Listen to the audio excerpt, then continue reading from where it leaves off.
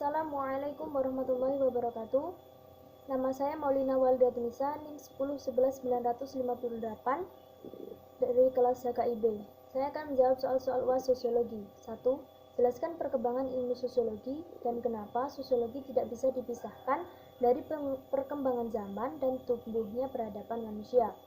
Perkembangan awal sosiologi dimulai dari pemikir Yunani kuno seperti Plato dan juga Aristoteles, yang dimana memiliki anggapan bahwa sebuah masyarakat hanya akan seperti itu saja. Masyarakat akan mengalami berbagai macam bentuk perkembangan dan juga kemunduran, yang dimana tidak ada seorang pun dapat mencegah hal itu. Abad pencerahan, abad ini dimulai dari penemuan untuk berkembangnya ilmu pengetahuan yang ada di dalam masyarakat.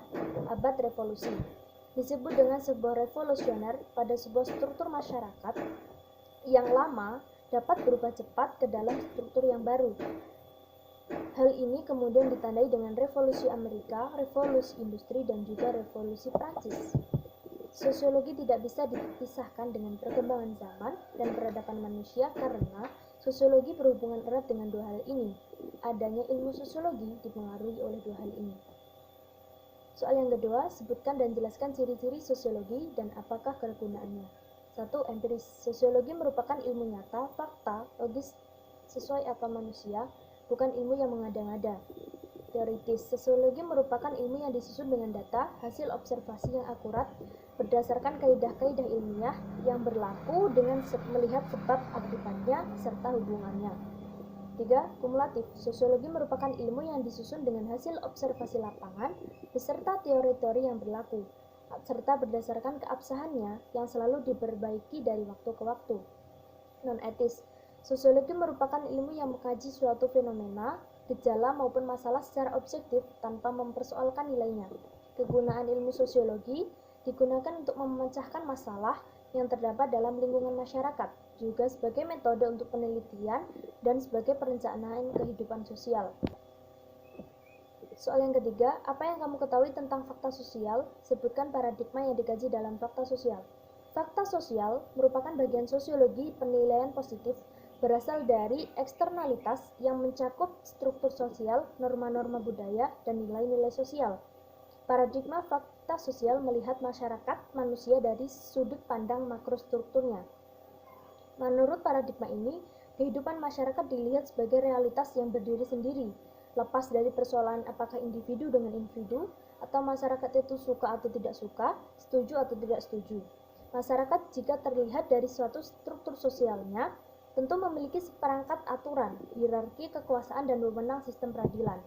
Serangkaian peran sosial, nilai dan norma, dan peranata sosial yang secara analisis merupakan fakta yang terpisah dari individu masyarakat akan tetapi dapat mempengaruhi perilaku kesehariannya. Soal yang keempat, kita diciptakan oleh Allah sebagai makhluk sosial, yaitu makhluk yang membutuhkan orang lain. Jelaskan tentang proses sosial. Interaksi sosial sebagai faktor utama dalam kehidupan masyarakat. Sebutkan cara-cara terjadi interaksi sosial. Proses sosial adalah cara-cara berhubungan yang dilihat apabila orang perorangan dan kelompok dengan kelompok. Sosial itu saling bertemu dan menentukan sistem serta bentuk-bentuk hubungan tersebut atau apa yang akan terjadi apabila ada perubahan-perubahan yang menyebabkan goyahnya pola-pola kehidupan yang telah ada. Kontak sosial dapat bersifat positif atau negatif. Kontak positif mengaruh pada sesuatu kerjasama, sedangkan kontak sosial negatif mengaruh pada suatu pertentangan atau konflik. Kontak sosial dapat bersifat primer atau sekunder. Kontak primer terjadi apabila para peserta interaksi bertemu muka secara langsung, misalnya kontak antara guru dengan murid. Sementara kontak sekunder terjadi apabila interaksi berlangsung melalui suatu perantara, misalnya percakapan melalui telepon. Kemudian komunikasi. Komunikasi merupakan syarat terjadinya interaksi sosial. Hal terpenting dalam komunikasi yaitu kegiatan saling menafsirkan perilaku.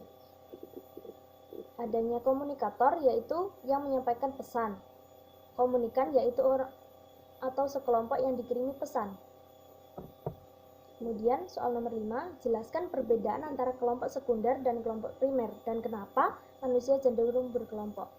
Kelompok primer adalah kelompok yang anggotanya berhubungan secara akrab, bersifat informal, contohnya keluarga.